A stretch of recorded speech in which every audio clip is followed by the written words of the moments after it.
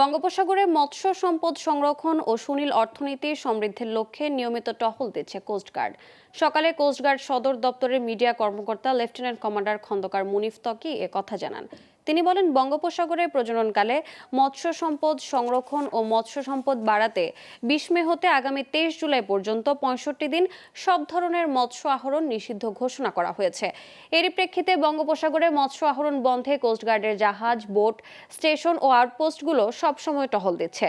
মৎস্য সম্পদ সংরক্ষণ এবং সুনীল অর্থনীতি সমৃদ্ধির লক্ষ্যে কোস্টগার্ডের কার্যক্রম চলবে। নিয়মিত এবং 24 ঘন্টা বোধ নিয়মিত তো টহল পরিচালনা করা হচ্ছেই। ইন এডিশন এই 65 দিনের জন্য সার্বক্ষণিক বাংলাদেশ কোস্টগার্ডের জাহাজ, বোট, স্টেশন, আউটপোস্ট তারা অভিযান পরিচালনা করছে।